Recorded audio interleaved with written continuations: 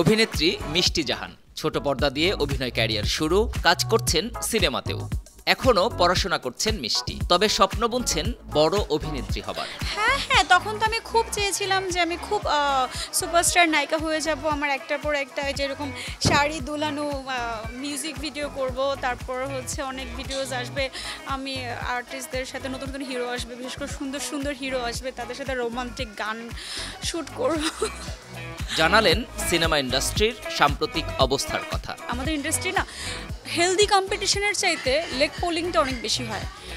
মানে কেউ যদি ভালো কিছু করছে তাকে কিভাবে ছোট করা যায়, তাকে কিভাবে নিচে নামানো যায়, সেটার জন্য একটা ব্যস্ততা সবার মধ্যে ঘুরে বেড়ায়। আমি জানি না যে এটা কেন। একটা কম্পিটিশন করতে হলে অনেক আর্টিস্ট থাকলে এক একজন এক এক জনরার আর্টিস্ট হবে।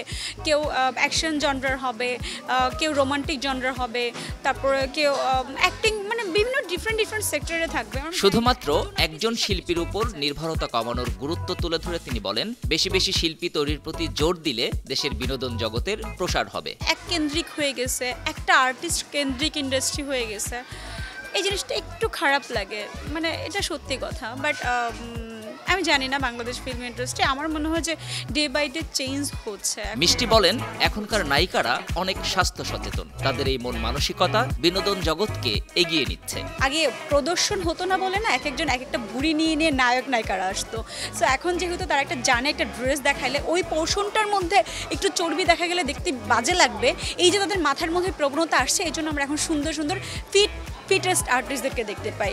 নায়িকারা তাদের বুড়িটাকে স্কিপ করে কিভাবে ফিট থাকা যায় সেই আইডিয়াটা নিচ্ছে। সো আপনি যদি ঢেকেই রাখেন সব কিছু, তাহলে আপনি তো ফিট থাকবেন না, তখন তো আপনি আনফিট একটা জিনিসটাকে আপনি লুকিয়ে রাখবেন। এই নায়িকা জানান, আপাতত বিয়ের কথা ভাবছেন না তিনি, তবে মনের মতো ছেলে পেলে বিবেচনা করবেন। না, আমার কোনো এক্সপেকটেশন নেই। আমার একটা মনের মতো একটা মানুষ হলেই হবে, যে আমার পাশে থাকবে, সাথে থাকবে, আমার মতো একটু ফ্রি মাইন্ডেড থাকবে। সো কল্ড কনজাস্টেড মেন্টালিটির কেউ হবে না, একটু ফ্রি মাইন্ডেড হবে, এই তো।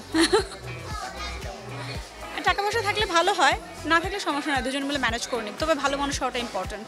আমার কাছে মনে হয় সুগার ডেডি নিয়ে আমার লাইফটাকে ব্যাকডেটেড করতে চাই না। যারা করে লাইফের কোন পর্যায়ে যার যার চয়েস, আমি জানি না, আমার খুব বাজে লাগে।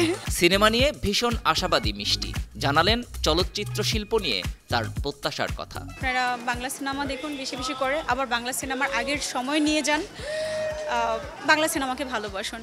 আমরা কাজ করতে চাই, আপনাদের ভালোবাসায় বেঁচে থাকতে চাই।